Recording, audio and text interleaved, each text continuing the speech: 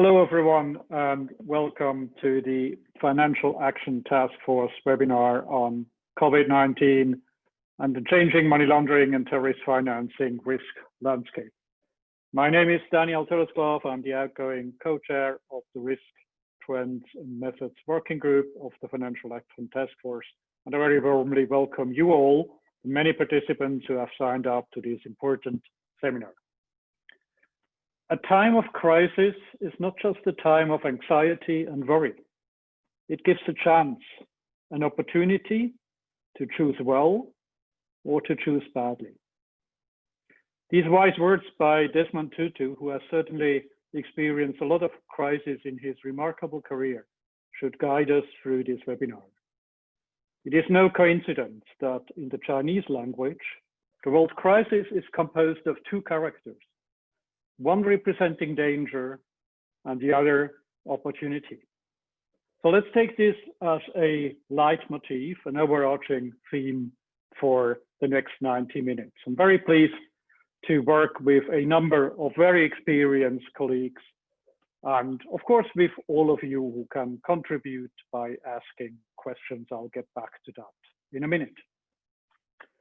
The webinar is based on the findings of the May 2020 FATF paper on COVID-19 anti-money laundering, countering the terrorist financing risks, and responses that we have received through input from a lot of members of the global network composed of over 190 jurisdictions and a lot of international observers and international organizations. I would like to take the opportunity to thank very warmly to all the members of the Financial Action Task Force and the regional bodies, as well as to the international organizations who have contributed to this result and the ongoing work in that regard. I would also like to thank to my colleagues who are present to the degree possible in the virtual world, who will conduct this webinar together with the members of the Secretariat who have worked hard and diligently to make this happen. We will start with a brief presentation by the FATF Secretariat on the main risks detected, the main findings of the work the FATF has been doing so far. And then we will have about 50 minutes or so a discussion among the panelists. During this discussion, you will have the opportunity to ask questions. I already have to apologize now, we won't be able to answer all the questions, but we will select those that have come up by a number of people and that seem to address a common concern or where most of you can benefit from hearing an answer. So the last 15 to 20 minutes of the webinar will be reserved for this Q&A session.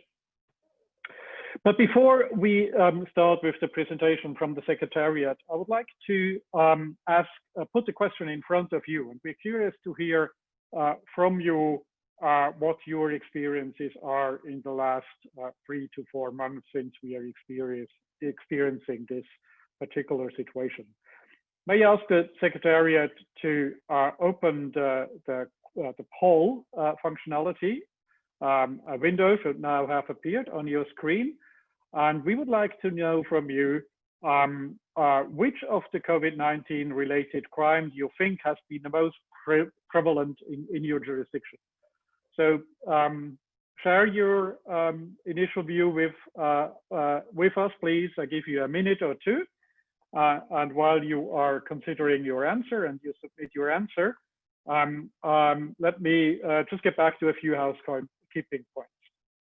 I already mentioned the chat functionality is not available. We have a very large number of participants for this webinar, but the Q&A, the question and answer functionality is open. If you scroll your cursor over on the bottom of the window of Zoom, you will see that. You can click on questions and answer, type in your question. It will be submitted to us. Everybody will see it, and the Secretariat will monitor the questions. And at the end of the webinar, we will do our best to address as many questions as possible. Please note also that the webinar is recorded, It's going to be made available in the next few days very quickly on the FATF website. Please also be informed that this is the first part of the webinar. We have a second part at the same time, same location tomorrow, where we will build up on the findings of today's session, and where we again have a panel composed of representatives from the public and the private sector also, because we think it's elementary to include the private sector also in this conversation, and to strengthen and form new partnerships of collaboration. With that, I would now like the Secretariat to show us the results of this short online poll. And without further ado, I will, it's interesting to see the results. I will use these opportunities to introduce the members of the panel. If I may ask my colleagues to turn on your cameras now so we can see you. And I would like to start with two representatives from international organizations, law enforcement organizations. Kindly ask them to introduce themselves and give a first feedback on the results you can see here on the screen from the poll. We start with Gilbert Berg from Europol. Gilbert, what is your initial reaction? Yeah, hello to everybody. So my name is Gilbert Berg, and I'm happy to bring in the Europol perspective to the discussion today. Europol has just recently put more emphasis on financial and economic crime sector, while establishing an economic and financial crime center, which is very much in line with all the other centers within Europol. And one of the priorities of the center is, of course, anti-money laundering, asset recovery, besides of all kinds of fraud, counterfeiting, and corruption. Personally, I have a customs background, helping for more than 30 years with German Customs Investigation Service, mostly focused on international cooperation. And coming to the results of the poll, it is not that much surprising, because we are also in our analysis observing the cybercrime and the online fraud due to unexperienced new users of online platforms and so forth. So this is not very surprisingly for me. Thank you. Thank you. Thank you very much, Gilbert. Let's move on to Ian Pemberton from Interpol. Please, Ian. Thank you, Daniel. Good morning, good afternoon, and good evening. My name is Ian Pemberton. I am a criminal intelligence officer here at Interpol's Financial Crimes Unit. I have been working here for a number of months now, but I am a seconded police officer from the Irish National Police Force. With regards to the poll, I think it's quite interesting, the fact that there's 57% of the audience have highlighted online fraud. And in addition to that, a further 38% have highlighted cyber fraud. And I think that will certainly marry in well with some of the messages I think that Interpol want to portray today. Thank you. Thank you. Thank you very much, Ian. We get back to some of these topics in more detail later on. Next in line, particular pleasure to introduce to you not only a friend and a colleague, Elisa de Anda Madrazo, but also the freshly newly appointed Vice President of the FATF. Let me use that opportunity, Elisa, to congratulate you very warmly. Best wishes for this important role you're having.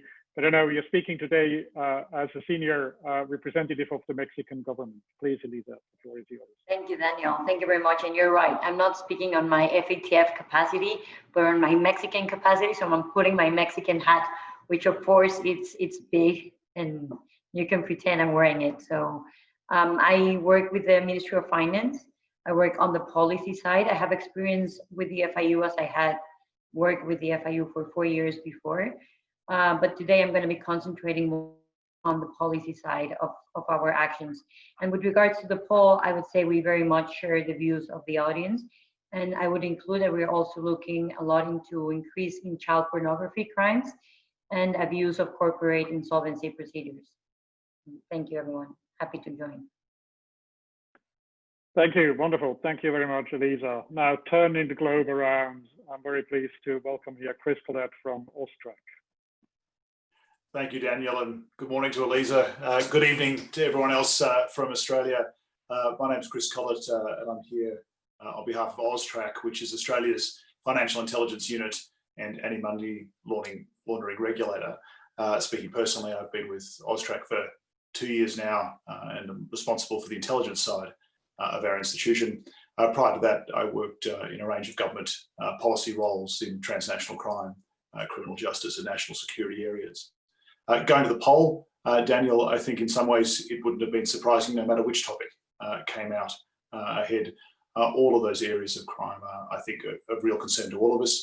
Perhaps there are slight differences across the circumstances of individual countries, but hardly surprising to see fraud and cybercrime come out very strongly. One other I would touch on is the exploitation of government stimulus programs, as national governments and provincial governments have worked very hard to support citizens going through difficult circumstances. The exploitation of those supports is a very real concern. Thank you. Thanks a lot, Chris. And again, we get back into more detail later on. I now have the pleasure to invite the FATF Secretariat, and I'm happy to introduce Mei-Lin Wong, who's a policy analyst at the Secretariat, has been leading on the FATF's work on COVID-19 to present the main findings, give us a bit of background information, which would then stimulate our discussion. Please, Mei-Lin, the floor is yours. Thank you, Daniel. So as part of the FATF's response to COVID-19, the FATF published a paper in May on money laundering and terrorist financing risks and policy responses. This paper is very detailed, and for those who want further detail on anything that is being discussed today, please download the paper. It is on our website. So since the paper was published, the FATF has continued to monitor the situation with the assistance of members, observers, and the FATF-style regional bodies around the world. So I would like to take this opportunity to acknowledge and thank all of the members and observers who have contributed to this work. We can see from what has been reported to us that COVID-19 has impacted on the criminal economy in varied ways. Criminals are opportunistic and adaptive. With the increase in online activity, as many of us move to remote online work arrangements and conducting more financial transactions online, we are seeing an increase in cybercrime activity, including identity theft, business email compromise schemes, malware and ransomware attacks, and phishing scams. As has already been noted by a number of our panelists and indeed our audience, there has also been a massive increase in fraud, including fraud against the government. This has been reported as a growing area of risk by almost all of our members and remains a persistent problem. Specifically to the issue of how illicit money movements have been impacted, we are seeing that COVID-19 has caused some disruption to previous patterns of behavior. For example, it has been reported by some members that with the temporary closure of cash-intensive businesses like restaurants and casinos, restrictions on international travel, it has become more difficult to move cash through certain channels, and there has been an increase in the use of virtual assets and mobile payment platforms to move money. For money launderers, some members have also reported that there is a risk of health-related businesses being used as a cover to move and integrate money into the legal economy, and also risks around criminals taking over or exploiting bank accounts related to businesses and individuals in financial distress. On the other hand, it is also being reported that the disruption to normal financial flows has been an opportunity to detect illegal activity. For example, suspicious patterns of behavior can become easier to spot if a business continues to have the same amount of revenue turnover when other businesses in the same industry have been forced to close. More detailed information on all of these changes can be found in the FATF paper available online. I would also add that the risk situation in each country will be different, so please also look at the information being put out by national authorities for any specific national or regional risks that might apply to your situation. Finally, I would say that the risk situation continues to evolve and the FATF remains engaged with members on the issue, including through forums such as the webinars this week, where many of the issues that have been flagged with us will be discussed in greater detail with our panel of experts. So thank you, and back to you, Daniel. Thanks a lot, Maylin. I can see first questions already coming in. Very much encourage everyone to use the Q&A function. As I said, we will get back to you to a lot of these questions later on. Some of them we already ourselves we thought of. I mean, nobody has been able to anticipate the crisis, the pandemic, and the scope of it, and the impact it will have. So it's to some degree new experiences we are collecting, and I'm wondering, we could have a bit of feedback from all the panelists on, since COVID-19 emerged earlier in the year, what have you observed in terms of changing money laundering threats and typologies? And let me again maybe start with Europol on that point. Yes, thank you, Daniel. So we are really intensively monitoring the scene within Europe with the law enforcement agency and the reports from our counterparts within the member states. And we are looking into a short-term, a mid-term, and a long-term impact of the crisis, of course. And so far, we are only observing really in the short-term view the predictive crimes area. So we have a lot of increasing in cyber crimes, in counterfeiting, of course, and as well in the organized property crime area, what we can observe. But so far, we have no dedicated related money laundering or terrorist financing cases reported in the short-term view. So we are really looking forward to the mid and long-term view, and we are expecting definitely some impacts to the changing of the crime, and then money laundering is following the predictive crime, of course. So the rest of all our findings are very much in line with the FATF report and all the other analysis reports that are on the market. Thanks a lot, Gilbert. Ian, this is a global crisis. This is probably the most global issue, at least in the 55 years I can look back, that affects us all equally in the same range. Now, working for an international organization, would you see at the same impression as Europol has, or do you see other changing money laundering threats and typologies already now?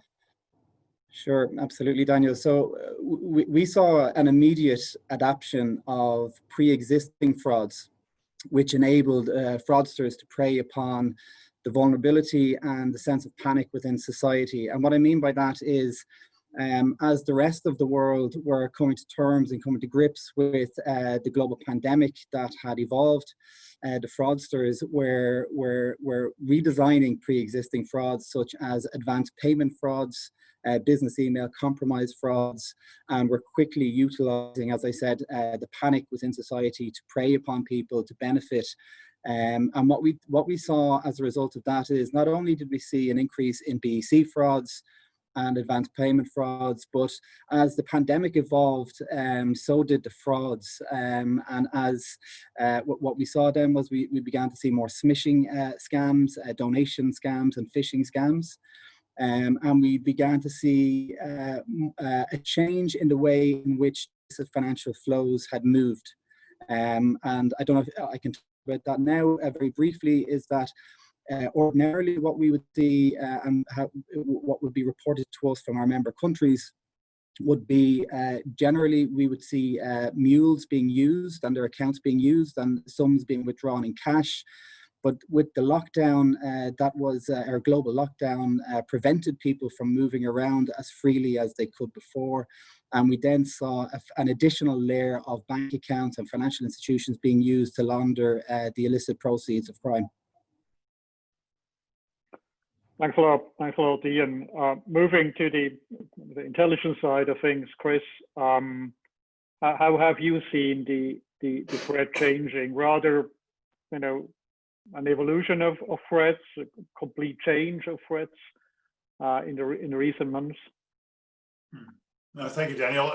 It's always very much captured by one of Gilbert's opening remarks. It is very early, and I think we should bear this entire conversation in mind of the context. This is still very much a dynamic situation. But from Australia's perspective, I think evolution would be the best answer to your question. Whole ranges of society have been disrupted by COVID, and that's as true for the serious and organised crime world as it is for the legitimate world. And sadly, the more successful elements of organised crime are adapting, as are other aspects of society. We saw in Australia, just to give you a few examples by way of context, indications of profiteering and I guess the criminal exploitation of the immediate needs coming from COVID-19, and whether that's around PPE and other medical equipment and so on. A significant concern for AUSTRAC has been the criminal exploitation of government stimulus programs, as I touched on earlier. At both a national and at a state government level, there's been very significant supports provided to both citizens and to businesses, and the exploitation of those programs by organised crime is a grave concern. And finally, I'd touch on, I guess, the contravention of government orders, and where in particular cases business has acted in a manner that is problematic or challenging, leading to further opportunities for criminal exploitation. Thanks a lot, Chris. Lisa, you're now working more on the policy side of things, responsible for Mexico's anti-money laundering TFT policies. Any views from that angle too? Thank you, Daniel. Yes, so the way we see it is that we have the predicate offenses, and then we have the money laundering tendency and typologies. Obviously, right now we're looking more into the predicate offenses because they are the first ones that arise during the crisis, and we certainly are looking into a lot of online, everything that has to do with off face-to-face crimes. So crimes through the phone, through your email, rob identity by contacting you, likely being a bank or a financial institution. So those type of crimes are very on the rise. And as I mentioned, also child pornography that is sold online. So a lot of online activity related to offenses. Now, there are some crimes that have to do more with the money laundering itself that are not, I wouldn't say, they're not already in the surface, but we know that the risks are there and they could be taking place. Some of them have to do, for example, with selling some of the devices and the medical equipment at very high prices, and then combining licit and illicit funds in those operations, so mixing the funds. And that could also happen when the economy reactivates, and then funds from illicit proceeds and licit proceeds could be combined. So that's something that is in our mind, and something that is very high in our priority is to avoid acts of corruption. Both because this is a priority of our administration, but also because this is taxpayers' money. And in a time of crisis, we have to be more sensitive to that than ever. So as the government has to react to this crisis, we have to do it in a fast way. And some of the process to prevent corruption have to be flexibilized in order to be able to act. So the FIU and the law enforcement agencies are looking into all of these contracts, I would say, a posteriori. So in a way of a forensic work to make sure that if the processes were not fulfilled before the contract was signed or executed, that there is a correct due diligence in those contracts afterwards. And we certainly have started looking at finding some acts of corruption there. Thank you very much, Lisa, and all of you. Following up on issues you have already touched upon, I mean, what we are trying to do, private sector, public sector, the whole AML, anti-money laundering community, is to change or ideally disrupt criminal behavior regarding money laundering. Do you see anything where, COVID-19 has actually impacted on the way how we change or disrupt criminal behavior? Ian, I don't know if you want to share something on that question. Sure. Sure. Thank you, Daniel. Happy to answer that.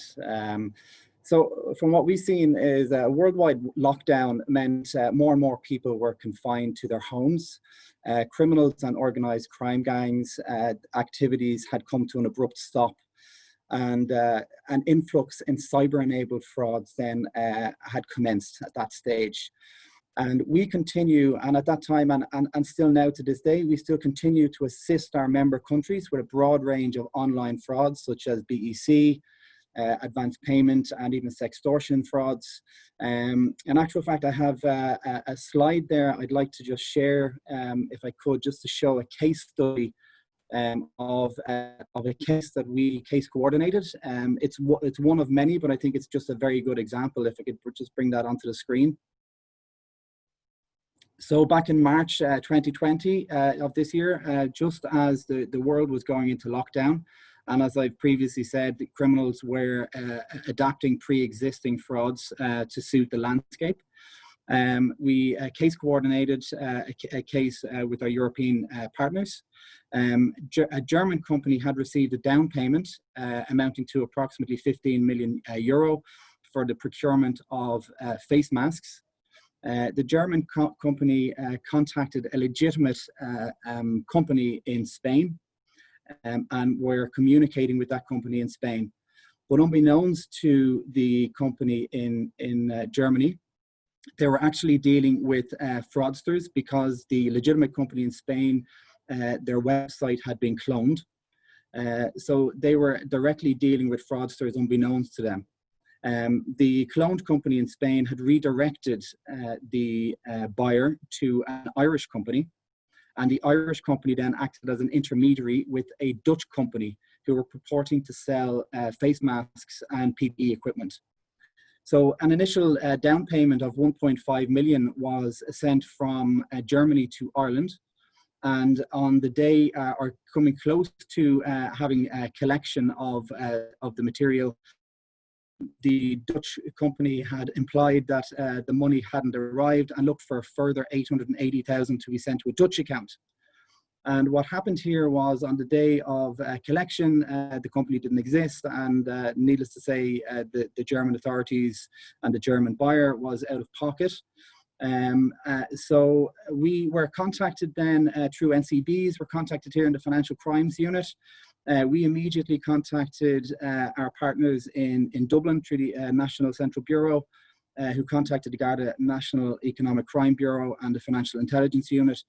The Irish authorities successfully froze 1.5 million and questioned the lead suspect from that company. Our Dutch colleagues successfully froze 330,000 and had arrested 2 people in relation to this. But interestingly, what happened next was 550,000 was transferred to the UK and immediately transferred to a third layer account, which was destined for Nigeria. But thankfully, because of the network that we have and the public-private partnership between our NCBs within Interpol and our global reach, we were able to contact the FIUs in the various jurisdictions. We were able to contact the law enforcement, and together with our partners in Europol and Eurojust, we were able to contact the financial institution within the UK and successfully arrange a swift recall of the money from Nigeria. So this is just a good example of a typical type of advanced payment fraud, and this is something, unfortunately, that we see a lot of here in Interpol, and we're very eager and very willing to assist our member countries with this. Thanks a lot, Ian. I mean, fraud is always bad, but this is, it's particularly evil, because this is the money that we desperately needed, and the masks we desperately needed in our health system. It is at this critical time. This is not just white collar code. This is getting serious here, because this affects all our lives and of the most vulnerable ones. Thanks for sharing this example. Chris, have you seen similar examples also in Australia? Yeah, certainly there are some real parallels with Ian's comments. We touched on earlier exploitation of government stimulus programs, criminal exploitation and profiteering, price gouging when it comes to medical equipment.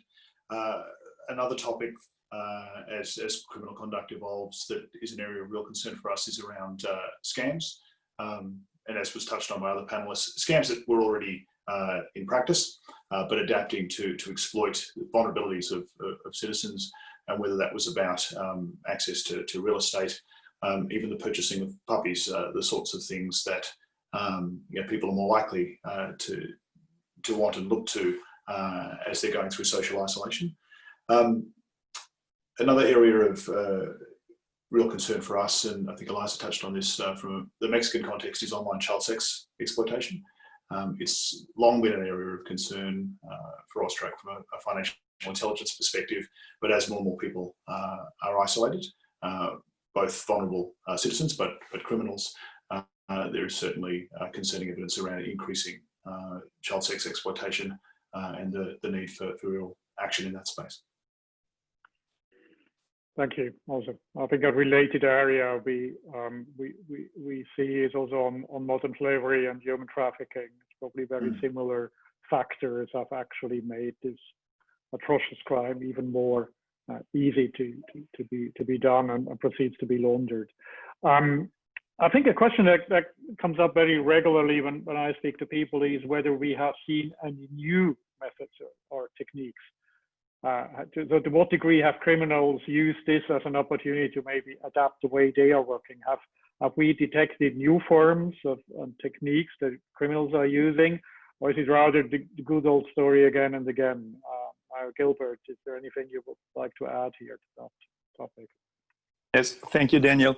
So there is nothing really completely new in our findings. We see that the organized crime group are more or less the same that before the crisis. Some adapted their behavior, switched it over to cybercrime, which led sometimes to very unprofessional and unsuccessful attempts within the cybercrime area. What we are observing as a really trend is the usage of cryptocurrencies. So in a very recently still operational phase and an operation which supported by Europol, we see a clear indicator that the usage of cryptocurrencies is much more on the rise than we expected before that. So the criminals in our observation are really used to the cryptocurrency, and as well the normal population is going more and more to the usage of cryptocurrency, and this will offer, of course, a big opportunity of all kinds of crimes instead of using cash. Because of the lockdowns, the cash-related criminality is in decrease, and the cryptocurrency is an alternative so far. This is what we are monitoring when it comes to completely new trends. Thanks a lot, Gilbert. Eliza, I saw you nodding quite clearly when Gilbert mentioned cryptocurrency. Would you agree with what he said? Yeah, we certainly agree. And it's not necessarily a response of COVID, but the coincidence of having these new assets in the market and people being at home without access to financial institutions. So it's the perfect combination in a way for this. So we've certainly been seeing a lot of requests through extortion and phishing of using virtual assets as a means to payment for these electronic ransom and extortion schemes. Usually it's they ask for Bitcoin. That has been the one that we've seen, but certainly virtual assets in general. Thank you, Eliza. There have been two areas that have come up in recent months quite frequently in the context of COVID-19. One is cash stockpiling. We all know cash is king. Criminals love cash, but brought them into some trouble in this crisis. So we have seen probably cash amassing somewhere. That's one aspect. The other is attempts, probably mainly in the area of organized crime, to take over struggling businesses. We know a lot of businesses are in need of cash, are in need of investment. They're not doing very well. State subsidies are helping, but probably not always to the degree necessary. So on both points, cash stockpiling and attempts of criminal organizations to take over struggling businesses, is that theory, pure theory, or is this real? Ian, from your side. Yeah, sure. Thanks, Anya. That's actually a very good question. Something which Interpol is seeing more and more of, and something that's being reported to us by our member countries, is quite a prominent number of cash seizures by law enforcement globally. And this supports the idea, I think, that organized criminal networks have significant cash stockpile, and obviously which is due to the global lockdown. The fears with regards to cash stockpiling that we in Interpol would have is we would fear the possibility of riskier cash smuggling movements being made by the organised crime gangs as borders slowly begin to open. But then on the other hand, Daniel, as well, is that riskier moves as well due to the possibility of a further lockdown in case a second wave was to come. So you kind of have it on both scales there. What's been reported to us here as well is organised criminal gangs now preying on vulnerable people to utilise their accounts. And what I mean by vulnerable people is people that have suffered economically due to the economic downturn that followed the global pandemic. But not only, Daniel, are we seeing people being targeted, it's being reported to us as well that businesses are also being targeted. And what I mean by business, I mean vulnerable businesses that have been closed for the last couple of months as a result of the lockdown, financially now are struggling and are susceptible now to be being targeted by organised crime gangs to infiltrate their illicit financial flows. And that's something which Interpol on the global stage will continue to monitor and are ready to assist our member countries in relation to that. Very interesting. Thanks, Ian. Any other comments from any other panelists on this subject matter? Yeah, Elisa, please. I would just add that it's not only taking advantage of struggling business, but we are anticipating. Again, this is something that is evolving and that we're putting our focus on, but it will take some time to actually have those cases. We see the risk. It's not actually that we have a lot of cases right now, especially Mexico, that it's in the midst of the crisis as we speak. But we're also looking into distortions of the real estate market. And as the real estate market will fluctuate the prices, it will allow criminals to play with those variations in the market prices, either to sell low when it's not, or to sell high when it's not, and then to disguise those illicit proceeds. Thanks a lot. Yeah, since you both, Chris, let's start with you, and then Gilbert. Thanks, Daniel. Yeah, look, a couple of thoughts in that space. From an Australian context, we had the initial series of shutdowns, lockdowns across our country, and we're now seeing an element of a second wave, if you will, although it is much more limited to certain states rather than the nation as a whole.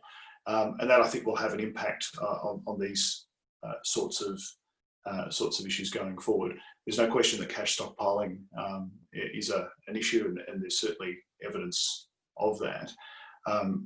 To date, we've got quite significant support programs in place for business, which is certainly not to suggest that those business sectors more heavily affected by COVID shutdowns aren't struggling, that they are, but there are existing packages in place. There will be a real issue for Australia as the next wave moves through, and as those support packages evolve, whether the sorts of issues that Ian were talking about play out in greater numbers going forward. Certainly an issue to watch. Thank you very much. Gilbert, last word on this topic. Yes, thank you. So I can completely agree and echo what Ian was already saying. So we're in the European Union, we're also seeing that trend. And just recently, we noted 443 companies reported by the member states that are currently under investigation of various types of offenses related to the current pandemic. And let me just give another example of how the pandemic is relating organized crime groups.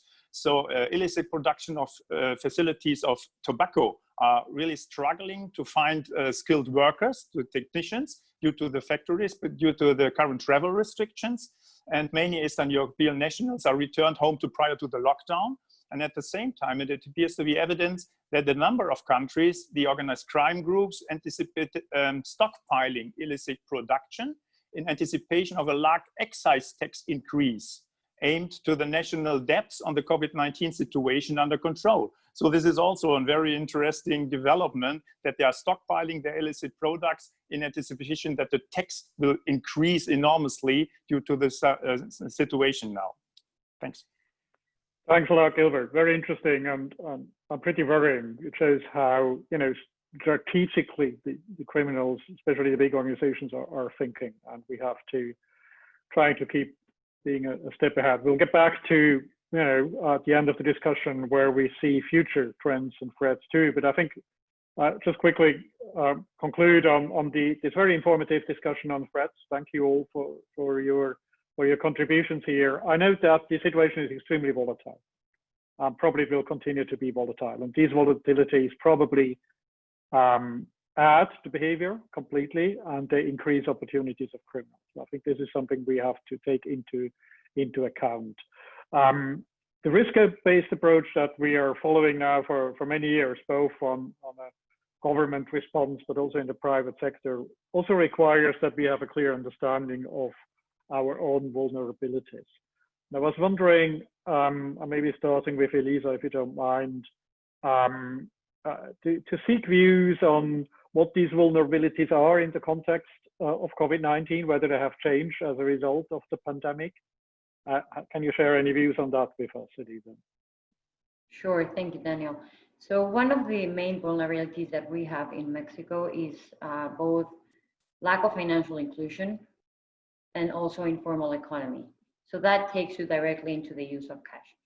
And while during the pandemic, you would expect people to have less incentive to use cash, I mean, regular people, not criminals, in the sense that cash can be a way of transmitting the virus, you have the issue that financial inclusion is very limited. And I don't know how familiar the audience is with our system of dealing with trying to increase our financial inclusion. So if you allow me, and with your indulgence, I'll just take a couple of minutes to explain it. But for the past, I would say 6 or 7 years, we have been developing a tier account level system. So we have 4 tiers of accounts. I would say level 4 is the traditional accounts, bank accounts. And so I'll address the first 3 layers. And these layers have a limit in the amount that you can use in your account, the money that you can have in your account during that month. And they have a limit as to if you can conduct international transactions, for example, and those kind of things. So depending on the layering you are at, the amount of things that you can do with your account and the amount of money you can have in your account and transact with. And that is related to the due diligence that we have to put into those accounts. So a lot of people, as you know, don't have access to governmental ID, for example, or it's expired, or they cannot go to the bank itself. So we have simplified measures of due diligence that allow us to have accounts with very limited activity and by which we can mitigate the risk. And a lot of these accounts are used by government to provide direct funds to the people. So it's mainly as a way for the government to provide the money to the citizens. And so right now what we've seen is that those accounts are too constrained to address the crisis. And I'm referring specifically to the microcredits that the people are receiving from the government and from institutions. So what the government has done as a reaction to the crisis has to increase the levels of amount that you can have in the account and to allow institutions to open level 2 accounts remotely, which was not always the case for all of the accounts. And so what we're asking is that during the 6 months period after the crisis is over, so when the government says, now you have to fulfill all of these requirements, the institutions have to comply with those requirements. So I would say, I don't like to say that we're improvising, because it's not, but we're innovating. And I think this crisis allows governments to have kind of a sandbox that we have provided for the private sector, in which we know we have to react and have new measures and flexibilization of the AML and other prudential measures through a period.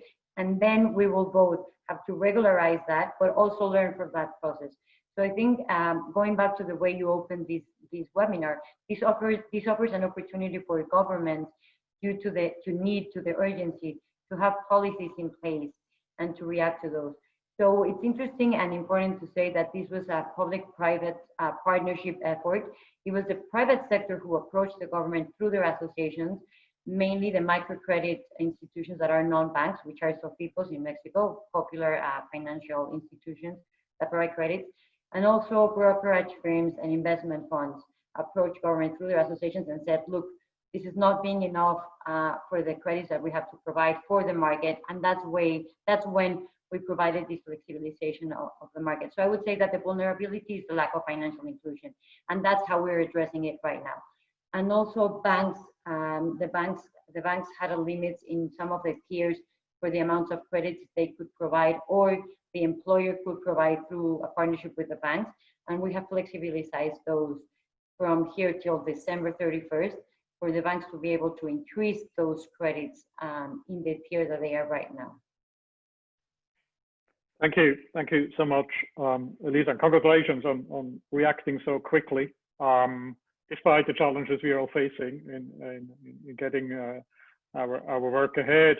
It's interesting to see that this was very much also supported and triggered by a public-private partnership, and that's something we certainly touch upon also tomorrow in the webinar, where we include also private sector. I know this is a point they will be making. I think you're setting a good example here also for others.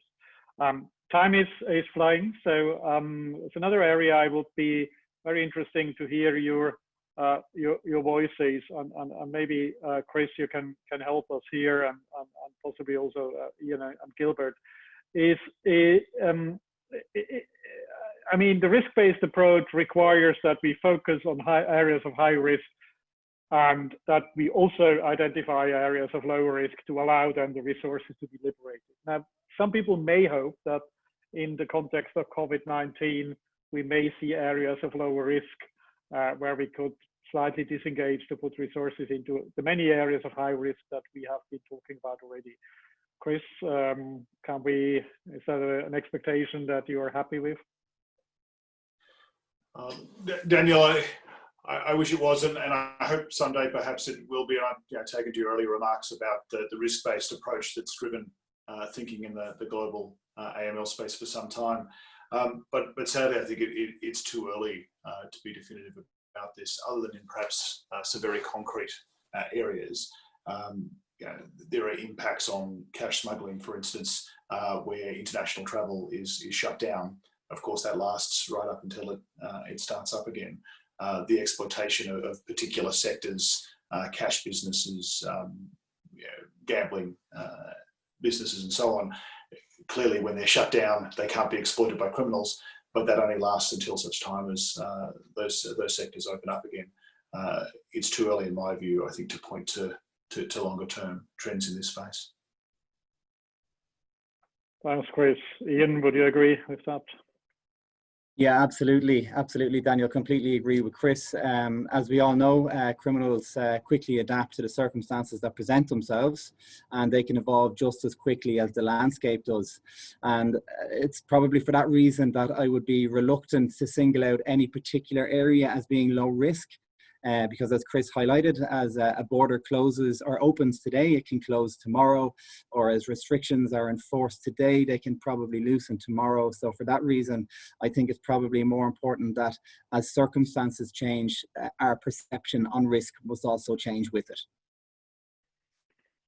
Thank you both of you. I think it's important to keep track of that, and if we can, meaningfully and based on evidence and facts, identify as an area of low risk, that can also have a very positive impact on allocating them resources to areas of high risk, which is exactly what we want. But I think it would be dishonest to say that we have identified them now, or that we have evidence and can make a fact-based statement to allow for that at this stage. Probably worth exploring on both sides of the equation. Okay, thank you very much. Now, I think it was Gilbert, you said in the beginning that we have pretty solid views on the short-term effects the crisis had. A lot of information is coming in. The number of companies you mentioned that have been reported to you. This is all hard facts. And yet, it would be interesting to look a little bit in the crystal ball and look into more medium and long-term money laundering risks that you think may be emerging. I don't expect maybe a precise weather forecast, but I think for our audience, it could be very helpful to share some views of where in the midterm and long term things could go, and how threats and vulnerabilities can change. All right, Ian, can I start with you from a global perspective, maybe? Yeah, sure. Well, something I think that that we here at the Financial Crimes Unit and Interpol see as something that I think is going to continue in terms of risk is cyber-dependent crime, especially digital fraud. That's something I think that's going to continue to evolve.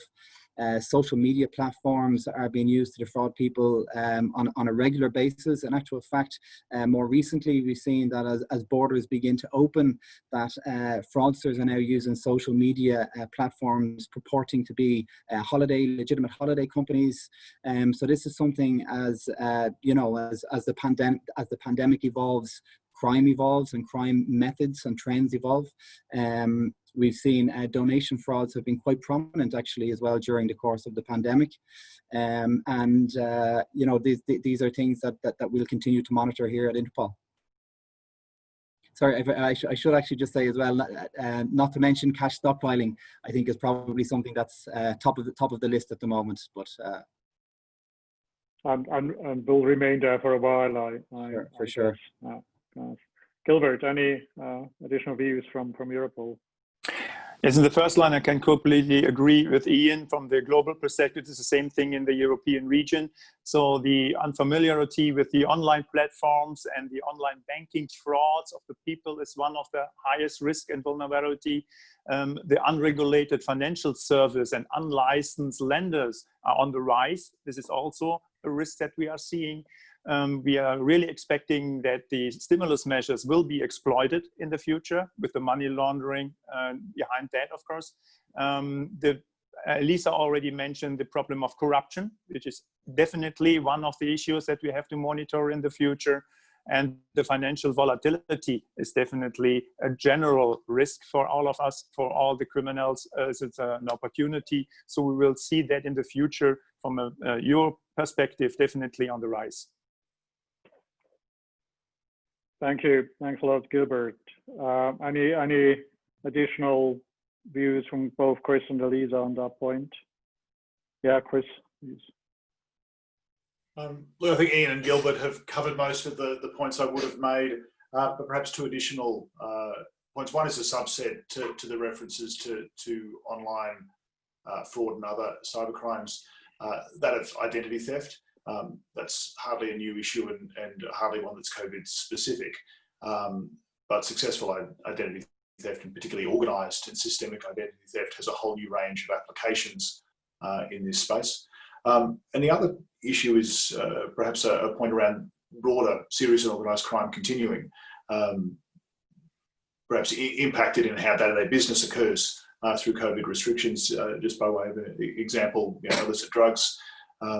Evidence, at least in the Australian context, shows that illicit drug use is continuing, and while there are perhaps some subtle shifts in particular urban or rural regional areas, by and large, illicit drug use is carrying on.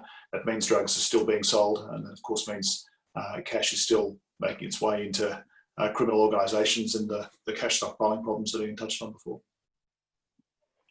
Thank you, Chris. Elisa, would you agree with these findings?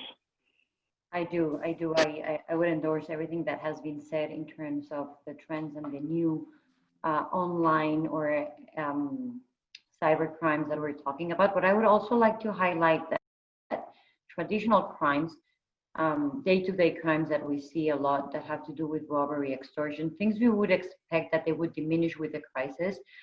Unfortunately, we haven't really seen a decrease in those. And that can be explained by the fact that there's a lot of economic pressure as a result of the economic crisis.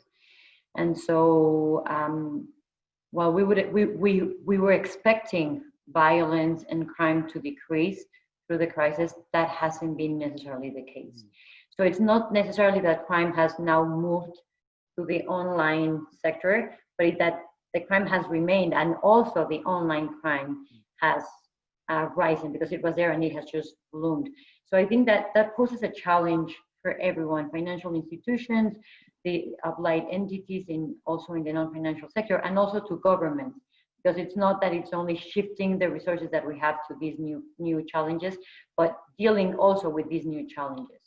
So that would be my comment on that. Thanks a lot, Elisa.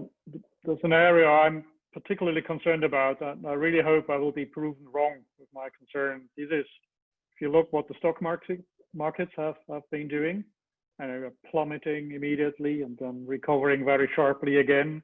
If you look at the individual companies traded on the stock market, the volatility is huge at the moment. This creates a lot of opportunities for market manipulation, stock exchange fraud, etc. Just imagine, you know, news on a company coming up that they have found to vaccinate now for corona.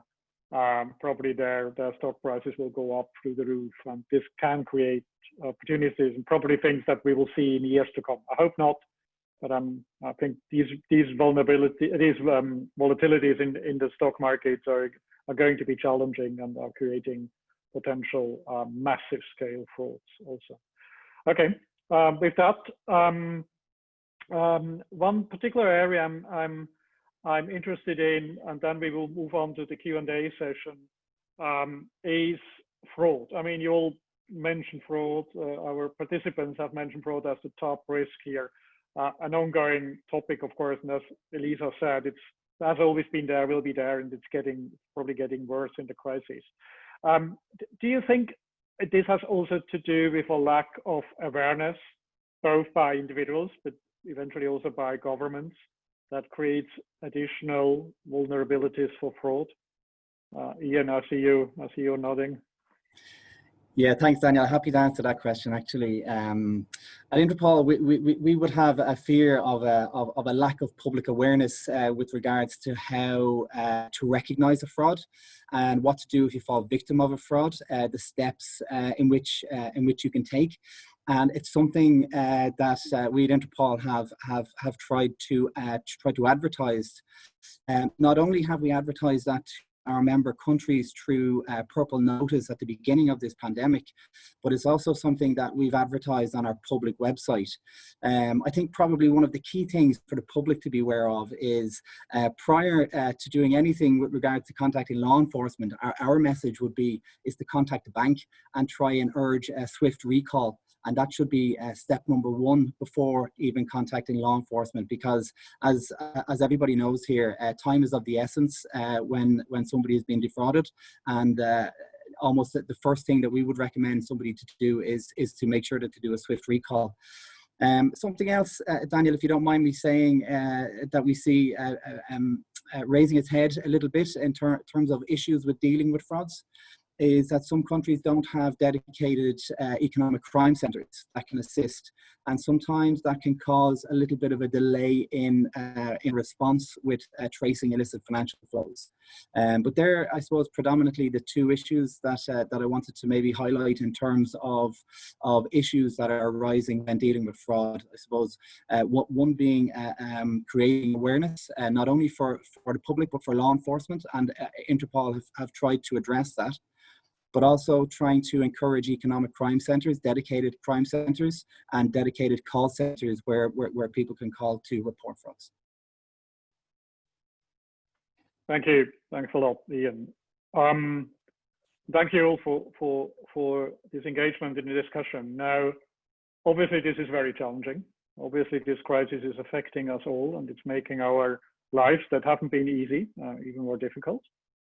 So, $1 million question: how do we manage to keep being one step ahead of criminals in this crisis? Any idea here how we can change our behavior? Any lessons learned yet in that regard, given the circumstances? I don't want to put you on the spot, Ian, but maybe you have already mentioned something on awareness, so probably that's an area where we have to invest into. Yeah, for sure, absolutely. So I suppose the message from Interpol today in that regard would be a strong public-private partnership. No doubt is the answer to successfully, cohesively combat financial crime.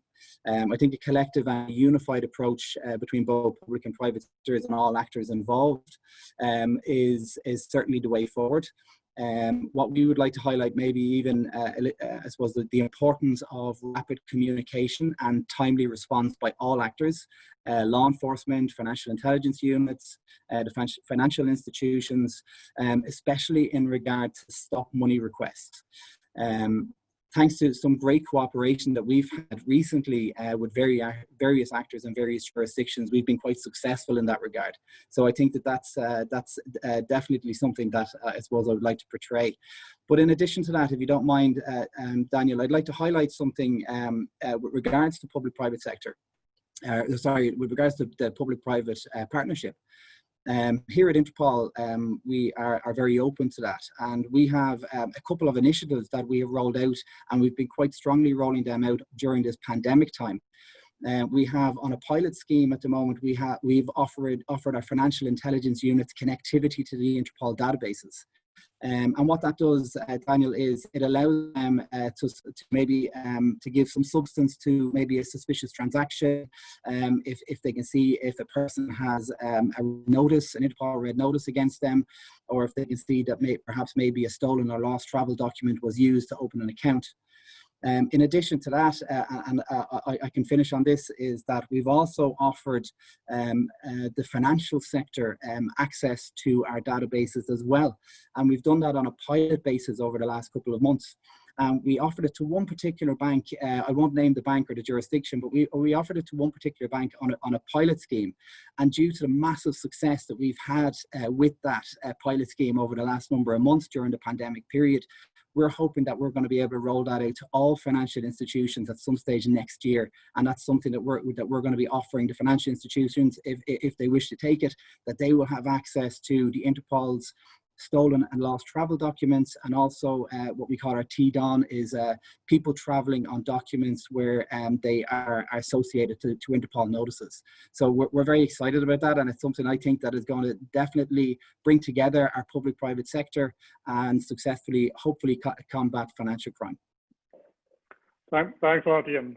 Very happy to hear that, especially from police, actually, where this readiness to also engage with the private sector is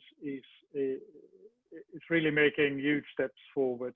I know Europol is also very engaged in that regard, and I would have loved to invite now Gilbert to make a comment on their partnership. The connection has lost, but I'm certain he will be back with us. But we can't speak about public-private partnership without inviting AUSTRAC to the conversation here, being one of the leaders and one of the early birds in establishing a partnership also with the private sector. Chris, do you want to share? Has COVID-19 already been a topic and that has kept you busy also in the Fintel Alliance?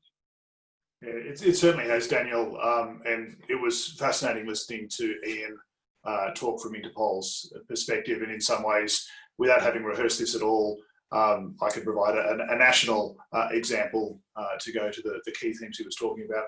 I do think public-private partnerships are so important in financial intelligence in any aspect, but in a scenario such as the COVID-19 pandemic, the Fintel Alliance has been essential to AUSTRAC's work.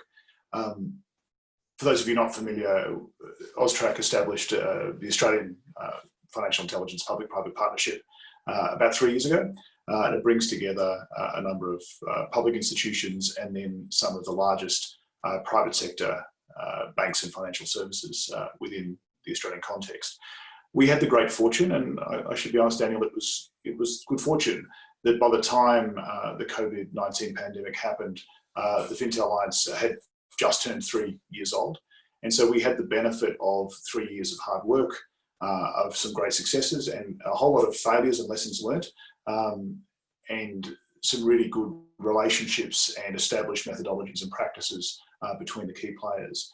And that has been absolutely vital and incredibly successful in AUSTRAC's work in responding to the pandemic, and particularly when it comes to fraud and other sort of criminal exploitation of government programs and so on. Being able to use the Alliance to push out very, very quickly key intelligence indicators and other information to essential private sector partners, being able to use the lessons from that to disseminate information more broadly to our reporting entities far beyond the Alliance itself, equipping our key private sector partners to be able to give us much more targeted and specific reporting that is already constructed in a manner that we can triage and analyse very quickly and push out actionable intelligence to law enforcement. Because we had a good few years of practice, we were able to do that in a way that simply would have been impossible even a couple of years ago. And I would like to acknowledge the private sector partners of the Fintel Alliance. We had staff from banks and other financial sector institutions working through weekends with my analysts to produce near to real-time intelligence for law enforcement, and that's been a fantastic outcome for Australia. Thanks a lot, Chris. Good to see you back, Gilbert. I don't know when you have been disconnected, but we're starting to talk about public-private partnership as an attempt, and a successful attempt, more than an attempt, actually, probably a really good instrument to try to keep being one step ahead of the criminals. I know Europol has a very successful partnership established, and I know you have been touching on the COVID-19 related risks very rapidly. Anything you can share? Has that been beneficial for your work and the work of your partners? Yes, thank you. We have really a good experience with the European level of the private-public partnerships. There's a two-layer approach when it comes to private-public cooperation. So I see it on the national level with really operational cooperation, exchanging sometimes operational data, but at the same time on a multinational level. And this is what we're doing at Europol with the Europol Financial Intelligence Private-Public Partnership, containing of members of 15 countries, financial intelligence units, as well as law enforcement agencies, and 25 international financial institutes. And this is really very successful and fruitful cooperation when it comes to typology reports with specific indicators. We have 180 members on our expert platform sharing 200 documents when it comes to that. So this strategic cooperation to see trends and be a little bit more preventive and in front of the offenders, this is really a useful instrument and a tool that we are really proud to use it. And it is a trustful cooperation in the FIP, and we really appreciate to cooperate with the private sector on that level. Thanks a lot, Gilbert. Many thanks for all the panelists for this very engaging discussion. Fantastic. We have generated a lot of interest, a lot of questions, which is good. I'll just kick off with one that's come up with by several people. Actually curious to hear how the COVID-19 has impacted on your own work and your institutions in particular, but not only on law enforcement. I think you cannot send police into lockdown completely. You have to continue to do your work, and so have others. Any of you want to share of how the crisis has impacted on your institutions and your work? Ian, do you want to kick off with that? Yeah, sure. Happy to answer that, Daniel. I suppose, as you know, law enforcement globally are generally under-resourced, and what has happened with restrictions being implemented around the world, police have been diverted to other duties to ensure that people are compliant with the restrictions that their relevant governments have put in place. So unfortunately, what happened with that was it meant that I suppose some law enforcement were taken away from vital fraud cases and dealing with I suppose illicit financial flows as a result of that. And that's, I suppose, brings me back to maybe my initial point with regards to what we would love to see is dedicated financial crime centres in each jurisdiction that might be able to assist with issues like that. Thanks a lot, Ian. Chris, I know AUSTRAC is a very high technological standards in conducting their work. So I guess you didn't have to change too much, but were there any impacts of the crisis on an FIU's work? And I also know you're working a lot in the region, probably with FIUs that have different levels of development. Can you share any of experiences for yourself, but maybe also for some others that you know? Yeah, thank you, Daniel. Some of this, I think, is just good business continuity planning, and that's as true for a government financial intelligence agency as it is for for a bank as it is for another private sector company. AUSTRAC is fortunate, as you alluded to, that the very nature of our business means that we have a high degree of existing technology. We also, for those of you less familiar with our organisation, have a nationally dispersed working model with staff in our offices scattered across Australia.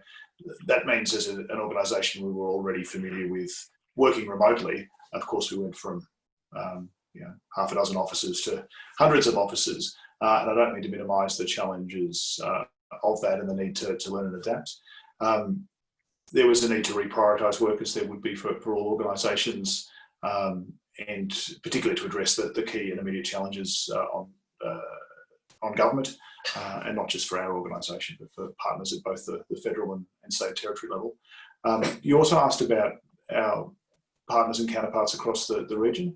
In some ways, there's a parallel with my comments on the Fintel Alliance, because we have worked so proactively across FIUs, particularly in Southeast Asia and more recently in the Pacific. Those relationships have been incredibly important. We've had to adapt how we work, and I think, like everybody, we're all getting far more familiar with these sorts of engagements, but investing in those relationships long term have proven incredibly useful, and we've needed to rely on them in the short term. And if I can just say a quick hello to my colleagues across Southeast Asia and South Pacific. Thanks, Daniel. Of course, yes. Thanks a lot, Chris. Elisa, you mentioned, pointed to a number of activities you have undertaken in the crisis. Apologies. So it seems to be you have been continuing to working. Anything learned that may impact on your business contingency plans? Yes, I'll address first the challenges and then some of the measures we have put in place. For those that are not familiar with it, Daniel, you are, the FATF is continually asking input from the jurisdictions to see how their authorities are dealing with the crisis and what are the challenges that we're facing.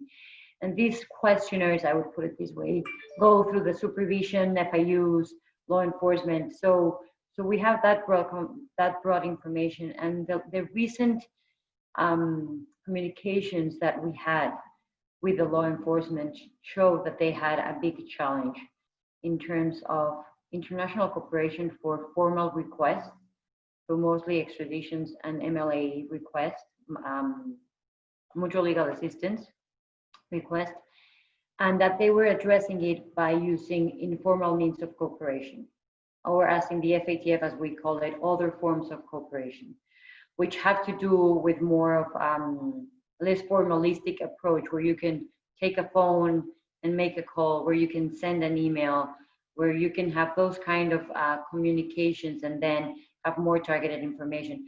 But the formal procedures by which you need basically paperwork through the embassies, through our representatives, mostly with the US in our case, which is with the country with which we have most communication, that has been impacted.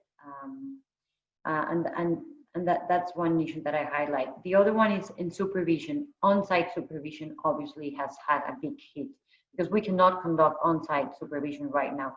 Mexico, I don't know if we're at the tipping point, because who knows, but at least we're very high in the pandemic right now. So the lockdown is mostly still in place for private and public sector. So on-site inspections cannot take place. What the supervisor has found is surprisingly that the team is ready to do a lot of the work remotely. It's not in our DNA in Mexico to work from our home, like homework or home office as we call it. It was not a trend, and the supervisor reports that because the inspector is used to it, has had that experience, it has been able to adapt very quickly. So they're conducting the inspections as much as possible. Obviously, I was talking to them and they said on an on-site inspection, you're able to see 10. And we're able to see right now is 8. So as soon as we can go into an inspection, we're gonna focus on that 20% that we cannot see, how the alert is produced, work through the process, walk through the institutions to see how much we're missing. And that will allow us to see the vulnerability that we face through that process. But we're not able to measure that until we test our own supervision.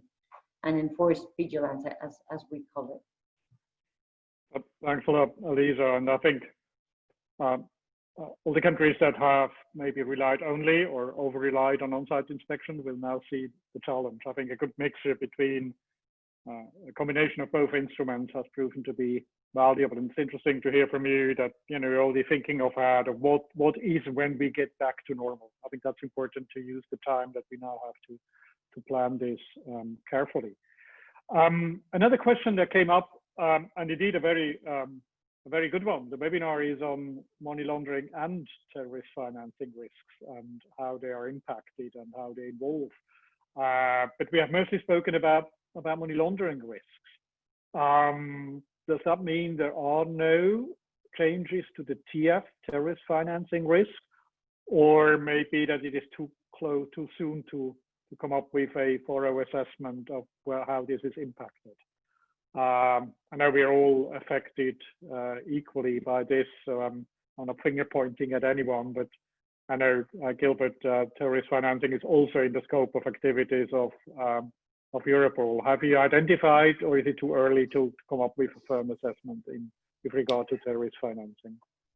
So far, we have really in very early stage, and we have no reports out of the member states directly related from terrorist financing and the COVID crisis. We have the normal procedures as we see all of days, but we have no recently definitely to COVID crisis related change in behavior or other developments when it comes to terrorist financing. So I guess it is very too early stage to say something serious about that. Thank you, Gilbert. Chris, do you want to comment on that from an intelligence point? Only to agree with Gilbert. I'm sure something as huge as COVID-19 will have an impact, but at this stage, I think it is too early to say. That being said, it remains an area of importance and an area of focus, I think, for all FIUs. Thank you, Chris. Any other views on the TF angle? If not, we touched upon that in the discussion earlier, but there was a very specific question on how cross-border risks have evolved in the crisis. And we, you know, for years, we have been seeing an increase in cross-border risk. We have been seeing a lot of diversification, especially by professional money launderers who actually use the limitations we have sometimes in cross-border cooperation. Has this disappeared? Is it more business become more local, or is it just maybe something happening now and we should not ignore on cross-border risks? Any view on that area? Anyone? Chris, please. Yeah, we certainly shouldn't ignore cross-border risks.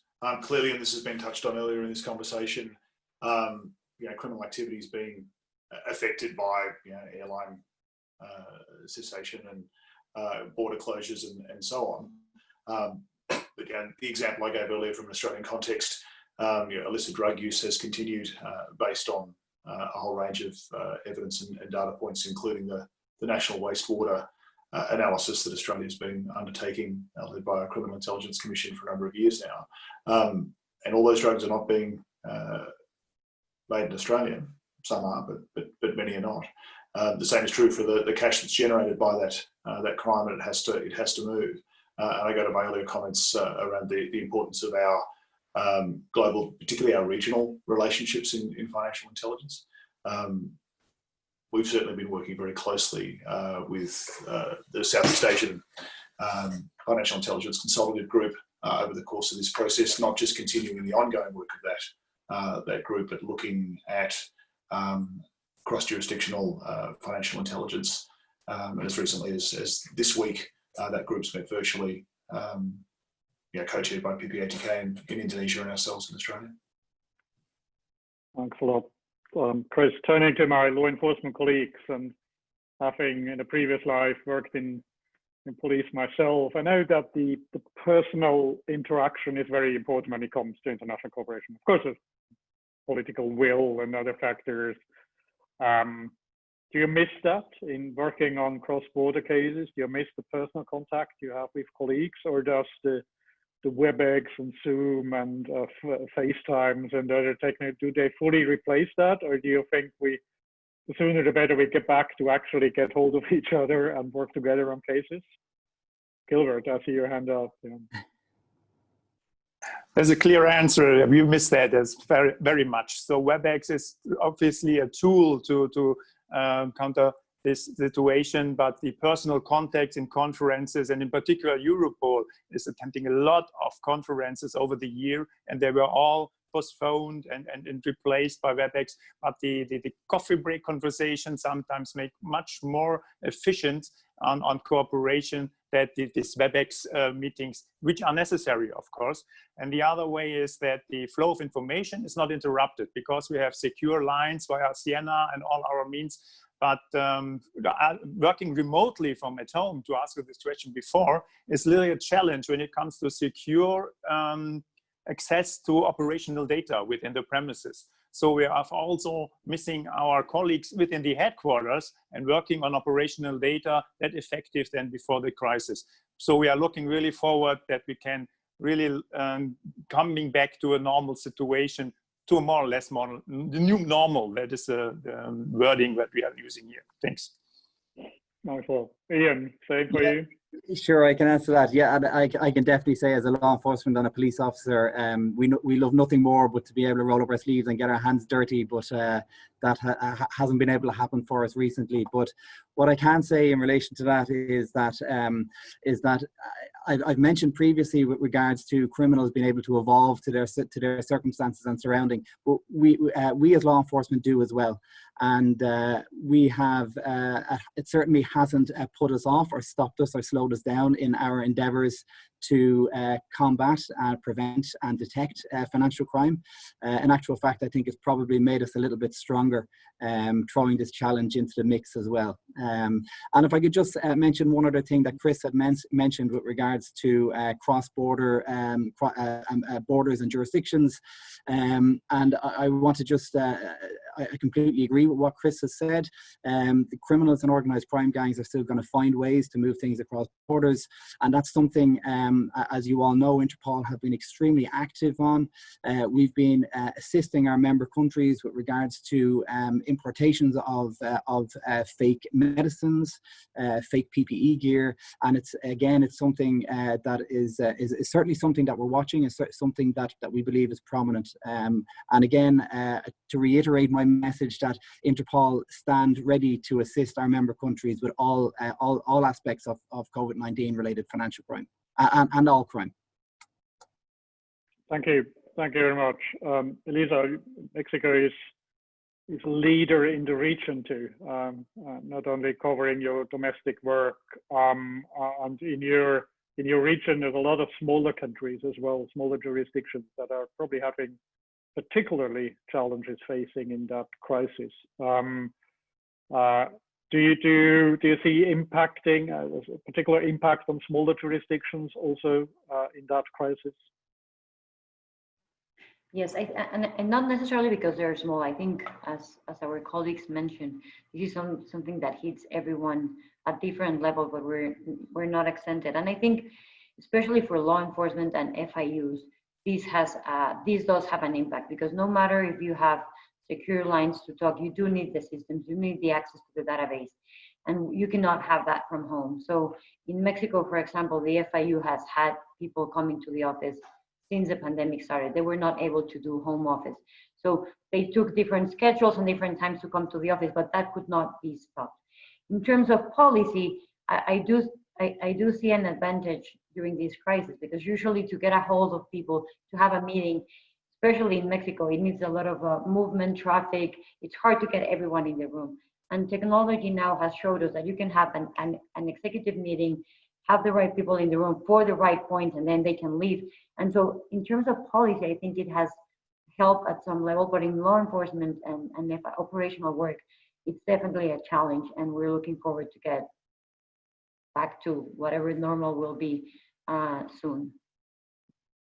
Thanks a lot, Elisa. Having experienced traffic in Mexico City, I know exactly what you're talking about. So I think on that slightly positive note, not in any way ignoring or limiting the challenges we are facing and the huge opportunities this pandemic has created for criminals.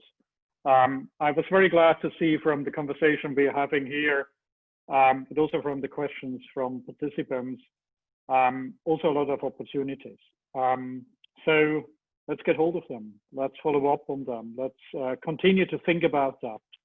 I found this conversation we had very, very inspirational.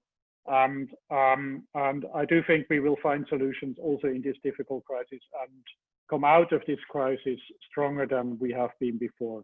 Especially the fact that everyone is repeatedly making reference to public-private partnerships is very encouraging. So this is a concept that is relatively new. It's unfortunately not yet tested everywhere. There's still a number of countries that can learn from others. But I do think that this is, if that's an effect we're having through the crisis, then this is probably going to be a positive effect if we continue to strengthen and build up public-private partnerships. With that, we're coming to the end of the webinar. I would like to very warmly thank, first of all, panelists, Elisa, Chris, Gilbert, Ian, many thanks for participating. Some of you in the early wee hours, some of you quite late in the day already. Many thanks for making yourself available.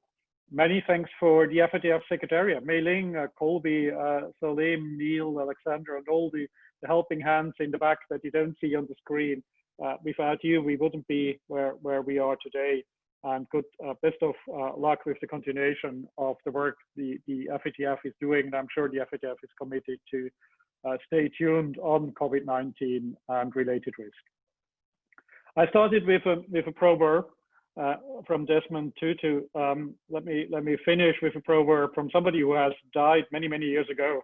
The former wife of the last French emperor before the revolution, Marie Antoinette. She said on crisis, in times of crisis, it is of utmost importance to keep one's head. Now, she didn't follow up personally very thoroughly on that recommendation, having lost her head then later on. But what I want to say here is the most important thing. I know we're dealing with anti-money laundering and anti-terrorist financing, and this is all extremely important. But the most important thing is to keep safe, to keep healthy, and to look after ourselves and our families. So with that, to you all the panelists, the member of the Secretariat, and all the listeners and participants in the webinar, take care of yourself. I'm very much looking forward to seeing many of you again tomorrow, same time, same location, with a continuation on the discussion with representatives from Singapore, from the Egmont Group, the chair of the Egmont Group, Penny Verbeek, joining us, Valerie Tay, William Fox, and Marcus Rogard from HSBC, and William Fox from the Bank of America from the private sector. I'm sure we will be seeing an equally engaged and meaningful and thorough discussion on the topics.